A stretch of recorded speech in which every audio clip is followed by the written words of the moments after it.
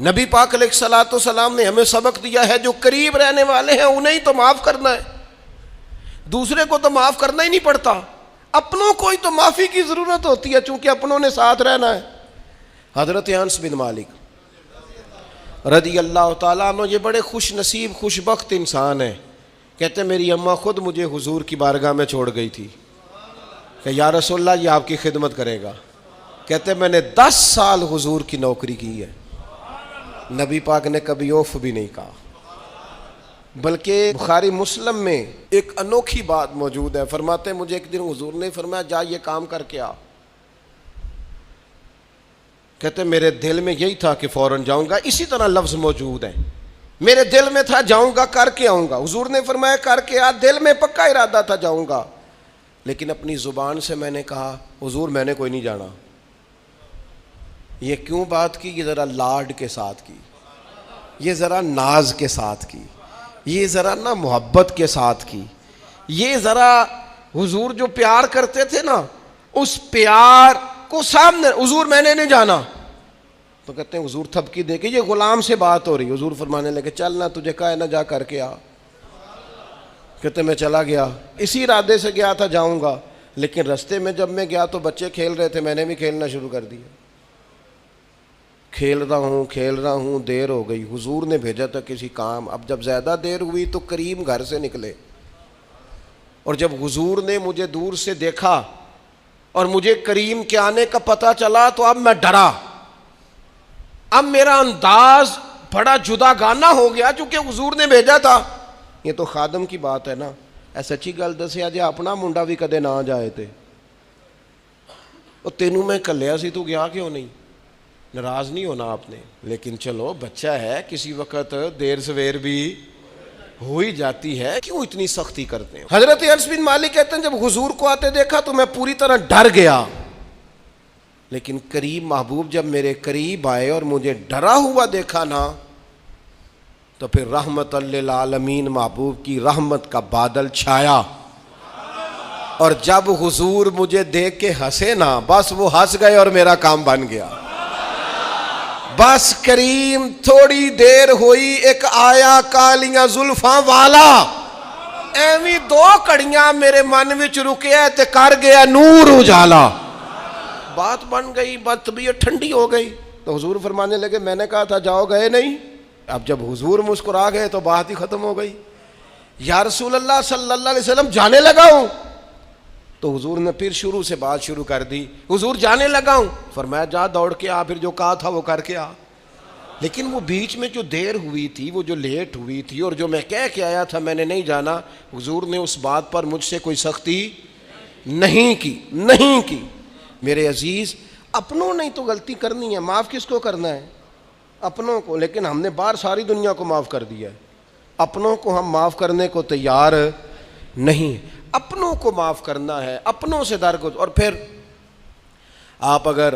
کوئی دینی تعارف رکھتے ہیں، آپ نمازی ہیں، آپ حاجی صاحب ہیں، آپ بزرگ ہیں، آپ شیخ ہیں، تو پھر تو آپ کے اخلاق میں اور زیادہ وسعت ہونی چاہیے۔ جیسے جیسے بندے کی عمریں بڑھتے جائیں نا ویسے ویسے اسے میٹھا ہونا چاہیے، کڑوا نہیں ہونا چاہیے۔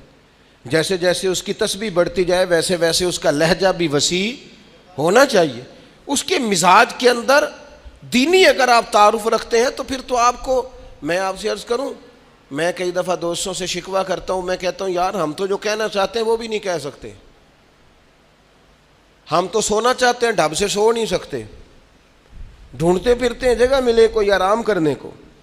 کیوں؟ اس لیے کہ دینی تعارف رکھتے ہیں۔ آپ نے وہ دعویٰ ہی نہیں کرنا تھا، یہاں تے چٹی چادر لا دے نا کڑیے تے پین فقیراں دی لوئی،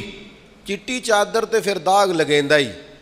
تے لوئی نو داغ نہ کوئی۔ جب آپ کا دعویٰ ہے کہ ہم نے کام کرنا ہے اور بڑی اوپر والی سطح پہ کرنا ہے تو پھر آپ آرام ڈھونڈتے پھریں، پھر آپ قرار ڈھونڈتے پھریں، تو یہ تو 2 باتیں ہو گئی۔ ایک بات کرنی پڑے گی،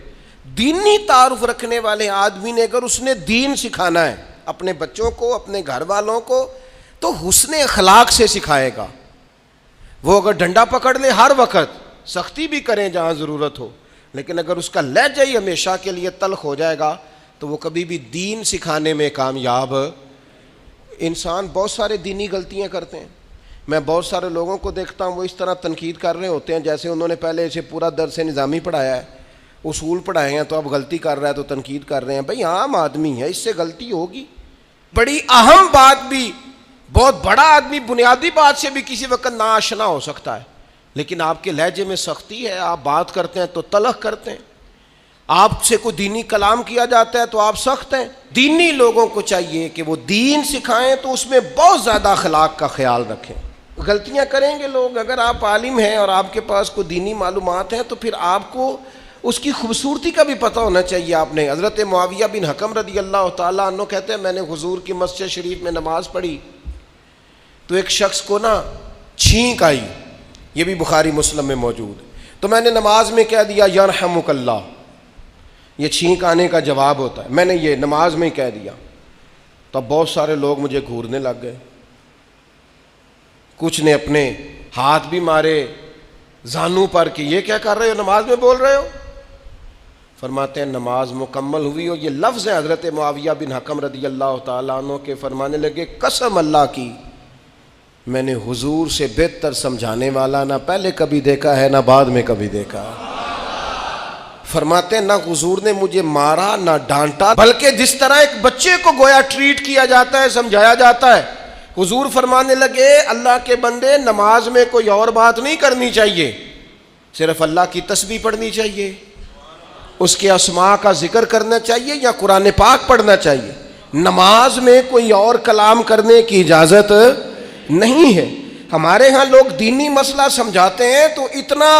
ان کے مزاج میں تلخی ہوتی ہے بعض اوقات، اللہ ماشاءاللہ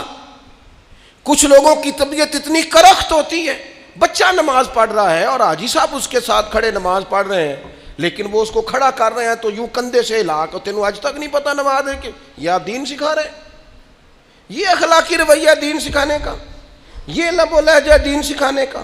قطعاً ایسا کوئی کام نہ کریں۔ میں تو یہ مدارس کے اساتذہ سے بھی کہتا رہتا ہوں، میں کہتا ہوں نبی پاک نے کبھی کسی کو نہیں مارا، آپ بچوں کو ڈانٹیں کریں کچھ، لیکن وہ رویہ آپ اختیار نہ کریں جس کی دین اجازت نہیں دیتا۔ تو اخلاقیات میں ان چیزوں کا ضرور خیال کریں۔ ایک روایت اور عرض کر دوں آپ کو، حضرت جابر ابن عبداللہ رضی اللہ تعالیٰ عنہ فرماتے ہیں میرے والد احد میں شہید ہو گئے تھے، میرے ذمے بہنوں کا بوجھ بھی تھا اور قرضہ بھی تھا۔ اللہ کے محبوب علیہ السلام نا مختلف طریقوں سے مختلف انداز میں میرے اوپر کرم نوازیاں فرماتے۔ نوازنے کا طریقہ، آپ نہ کسی کو نوازیں بہانے سے۔ میں نے بعض بزرگوں کو دیکھا ہے کسی بچے کو ادارے میں خانقاہ میں کمزور دیکھتے، وہ سریلا بھی نہیں ہے، اسے کہتے چل پتر نعت سنا، وہ نعت سنا رہا ہے تو اسے نذرانہ دے رہے ہیں، چل بیٹے تلاوت سکھ سنا، چل تقریر سنا، کسی بھی طریقے سے اس کو تسلی ہو رہی، اور اس طرح کا رویہ نہ اپنایا جائے کہ وہ مانگنے والا بن جائے۔ یہ اخلاقی بلندی ہوتی ہے آپ کی کہ آپ کسی شخص کو بہانوں سے نوازیں،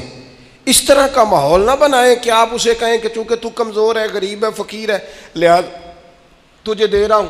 حضرت جابر ابن عبداللہ فرماتے ہیں، اور یہ بھی آپ کو مسلم شریف میں ملے گا، فرماتے ہیں کہ جنگ میں میں حضور کے ساتھ تھا، میرا اونٹ بڑا کمزور ہو گیا، بیمار ہو گیا، چل نہیں رہا تھا، حضور میرے قریب آئے اور پیچھے آ کے فرمانے لگے اسے بھگاتا کیوں نہیں؟ میں نے کہا حضور بیمار ہے کیسے بھگاؤں؟ تو نبی پاک نے نا اونٹ کو ایک درہ لگایا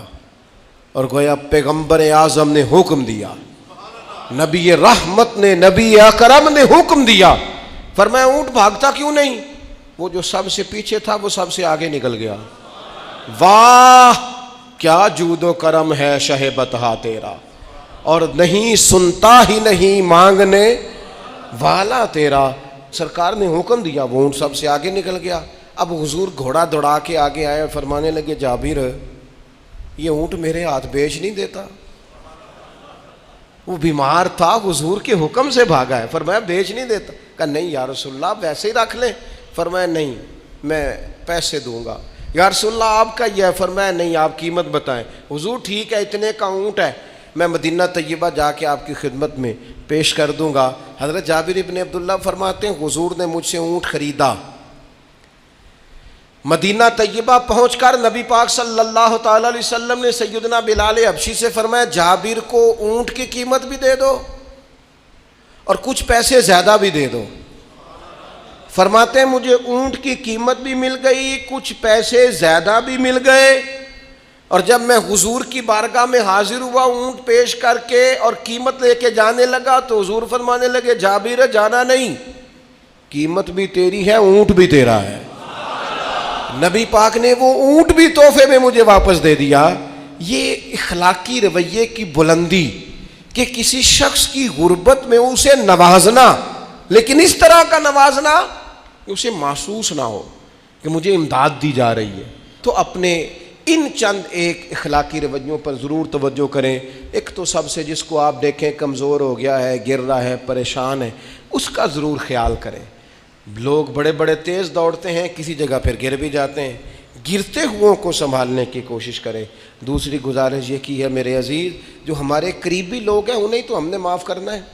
اپنوں کو ہی تو ضرورت ہوتی ہے کہ درگزر کر کے اپنے ساتھ رکھا جائے، پیار کر کے اپنے قریب کیا جائے۔ اور تیسری گزارش یہ ہے کہ اگر آپ کسی کو دینی پیغام دینا چاہتے ہیں تو نہایت محبت کے ساتھ، نہایت خلوص کے ساتھ دینی مسئلہ آپ کسی کو بھی بتائیں تو اسے چھوٹا بچہ سمجھ کر آپ ڈیل کریں، شدت نہ اختیار کریں دین بتانے میں، وہ لہجہ اختیار نہ کریں جس لہجے میں محسوس ہو کہ آپ خود بااخلاق نہیں ہیں تو آپ کسی کو کیا سمجھائیں گے۔ اور چوتھی گزارش یہ کی ہے جب کسی کی مدد کریں اسے رسوا کر کے نہیں، کسی کی پھیلی جھولی دیکھ کر خوش ہو کے نہیں، بلکہ آپ اعزاز بھی اس شخص کو عطا کریں اور رویہ اس طرح کا اختیار کریں جس میں محسوس ہو کہ اس کی عزت نفس مجروح نہیں ہوئی۔ ان چیزوں کو پیش نظر رکھ کے جب اخلاقی بلندی ہم حاصل کریں گے نا،